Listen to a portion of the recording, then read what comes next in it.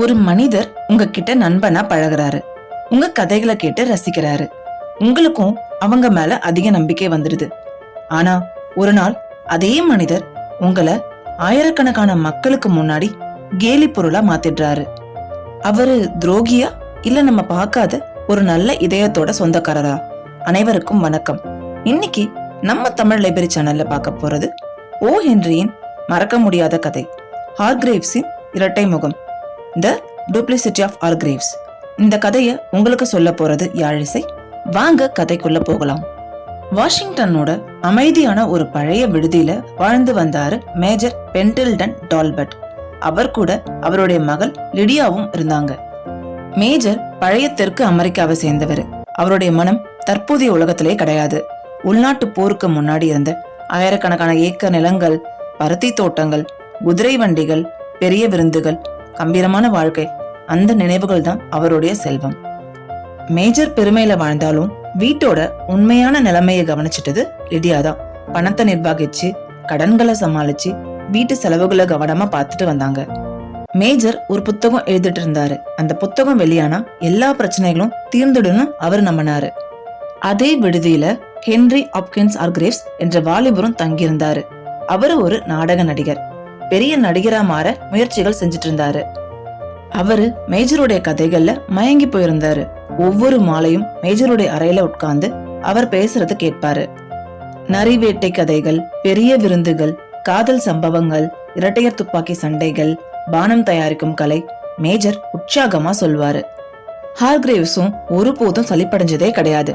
சரியான இடத்துல சிரிப்பாரு, சரியான கேள்விகளை கேட்பாரு. மேஜருக்கு அவரை ரொம்பவும் பிடிச்சு போயிடுது. இப்படியே 4 மாதங்கள் போகுது. ஒரு நாள் லிடியா கணக்கு பாக்குறாங்க. சுத்தமா பணம் கிடையாது.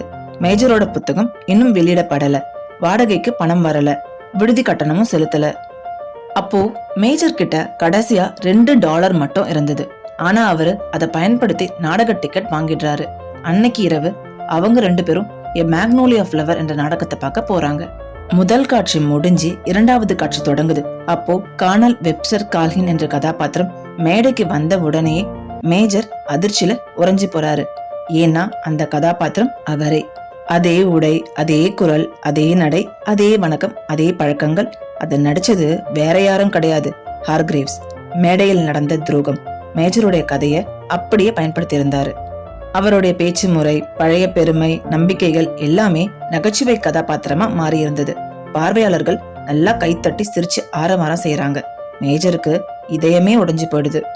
மறுநாள் ஹார்கிரேவ்ஸ் மகிழ்ச்சியோட மேஜரை சந்திக்கிறாரு. நேற்றிரவு நான் வெற்றி அடைஞ்சிட்டேன் மேஜர், பத்திரிகையில வந்த விமர்சனங்களை பாருங்கன்னு காட்டுறாரு. ஆனா மேஜர் வெடிக்க ஆரம்பிக்கிறாரு. நீ என்ன கேலி செஞ்சுட்ட, என் நம்பிக்கைக்கு துரோகம் செஞ்சுட்ட, உடனே வெளியில போன்னு சொல்றாரு. ஹார்கிரேவ்ஸ் விளக்க முயற்சிக்கிறாரு. அது நீங்க கிடையாது, அது வெறும் ஒரு நாடகத்துல வர கதாபாத்திரம் மட்டும்தான்னு சொல்றாரு. ஆனா மேஜர் அதை ஏற்கல. ஹார்கிரேவ்ஸ் உண்மையான அன்போட மேஜரை பார்த்து, உங்களுக்கு பணம் கஷ்டம் இருக்கிறது எனக்கு தெரியும், நான் $200 தரேன்னு சொல்றாரு. ஆனா மேஜர் மறுத்துடுறாரு. நான் பட்னி கிடந்தாலும் உன்கிட்ட காசு வாங்க மாட்டேன்னு சொல்லிடுறாரு. அன்னைக்கு ஹார்கிரேவ்ஸ் அந்த விடுதியை காலி பண்ணிட்டு போயிடுறாரு. பணமும் உதவியும் இல்லாம அவங்களுடைய நிலைமை ரொம்பவும் கஷ்டமாயிடுது. மேஜர் விடுதி உரிமையாளர்கிட்ட மன்னிப்பும் நேரமும் கேட்கிறாரு. ஒரு நாள் ஒரு வயதான கருப்பின முதியவர் இவங்களை பார்க்க வந்திருந்தாரு. அவரு அங்கிள் மூஸ், இவங்களுடைய தோட்டத்துல வேலை செய்தவர். போர் முடிந்த பிறகு மேஜருடைய தந்தை 2 குதிரைகளை அவருக்கு கொடுத்திருந்தாரு. அதை வித்து நிலம் வாங்கி உழைச்சி இப்போ செல்வந்தரா மாறி இருக்காரு. தன்னுடைய பையில இருந்து $300 பணத்தை எடுத்து அன்னைக்கு வாங்கின குதிரைக்கு இன்னைக்கு பணத்தை திருப்பி கொடுக்கறதா சொல்லி அவங்க கிட்ட காசை கொடுக்கறாரு. மேஜரும் கண்ணீரோட அந்த பணத்தை ஏத்துக்கிறாரு. அந்த பணம் அவங்கள காப்பாத்திடுது, புதிய நம்பிக்கை கொடுத்தது. புத்தகத்தை வெளியிட ஒரு பதிப்பாளர் முன்வராரு. வாழ்க்கை மறுபடியும் நல்லபடியா போக ஆரம்பிக்குது. 1 வாரம் கழிச்சு லிடியாவுக்கு ஒரு கடிதம் வருது. அதை அனுப்புனது ஹார்கிரேவ்ஸ். அந்த கடிதத்துல அவர் எழுதியது, எனக்கு புதிய வேலை கிடைச்சிருக்கு. நான் மேஜருக்கு உதவ விரும்பினேன், அவரு மறந்துட்டாரு. அதனால வேற வழியில உதவி செய்தேன். என்னால முடிஞ்சது $300. அப்புறம் அங்கிள் மூஸ் வேடத்துல நான் எப்படி நடிச்சிருந்தேன். இதை படிச்சு அதிர்ச்சியிலும் ஆச்சரியத்திலும் மூழ்கி போனாங்க லிடியா.